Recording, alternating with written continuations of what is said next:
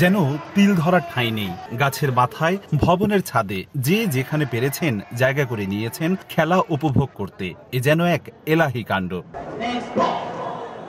বরিশালের উজিরপুর উপজেলার ধামুরাই স্কুল মাঠে এই ক্রিকেট খেলা। প্রায় 2 মাসের লড়াই শেষে রোমাঞ্চকর হয় ফাইনাল। খেলা উপভোগ করতে দূর দূরান্ত থেকে এসেছেন দর্শক। দীর্ঘদিন এমন মনোমুগ্ধকর আয়োজন অনেক দিন দেখেনি স্থানীয় ক্রিকেট প্রেমীরা। দর্শক এত সুন্দর খেলা এর আগে কখনো উপভোগ করি নাই। অনেক দূর থেকে আসছি খেলা দেখতে। এরকম আয়োজন যদি প্রত্যেকটা এলাকায় করা হয় তাহলে মাদক থেকে যুব সমাজ দূরে থাকবে। বরিশালের মধ্যে এই ধরনের খেলা আমরা দেখি নাই। এটা আমরা আজকে ধামুরা 16 কিনে আর কি খেলাটা দেখলাম। অত্যন্ত সুন্দর একটি আয়োজন এবং এলাকার পক্ষ থেকে সবাই আমরা চাচ্ছি এ ধরনের অনুষ্ঠান, এ ধরনের খেলার আয়োজন প্রতি বছর আরও সুন্দরভাবে ফিরে আসুক।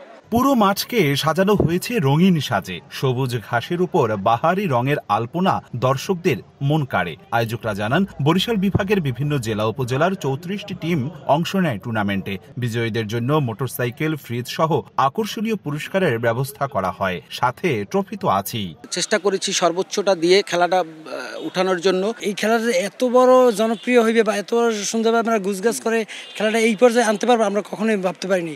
সব ধরনের আন্তর্জাতিক নিয়ম বহাল রেখেই আমরা এই টুর্নামেন্টটা পরিচালনা করছি। খেলাধুলার মাধ্যমে আমাদের যুব সমাজকে, ছাত্র সমাজকে যদি আমরা এনগেজ রাখলে আমাদের আগামী প্রজন্ম আমরা একটা ইতিবাচক আমরা কোনো সাড়া পাবো বা ফলাফল পাবো বলে আমি বিশ্বাস করি। ছোটোবেলায় ইন্টার স্কুল, নির্মাণ school, second division league, first division league এগুলো চালু ছিল, আমরা সেগুলো খেলাধুলা করেছি।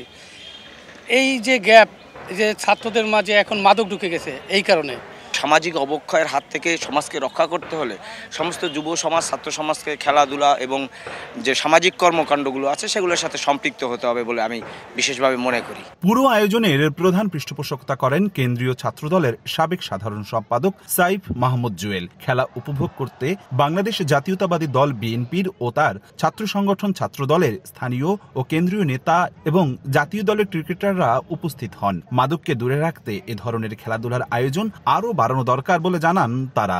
রাষ্ট্র মেরামতের 31 দফা ঘোষণা করেছেন, সেই 31 দফাতেও কিন্তু এই খেলাকে বিশেষভাবে গুরুত্ব দিয়েছেন। খেলার প্রতিপাদ্যই ছিল ক্রীড়ার লক্ষ্যই হবে তারুণ্যের শারীরিক ও মানসিক বিকাশ।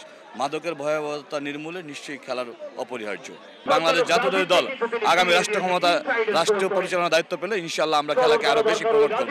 টুর্নামেন্টে গোপালগঞ্জ 11 স্টার শুরুতে ব্যাট করে 16 ওভারে 211 রান টার্গেট দেয়। ফাইটার্স 11 16 ওভারে 6 উইকেটে 180 রান করতে সক্ষম হয়। অপূর্ব অপু, সময় সংবাদ, বরিশাল।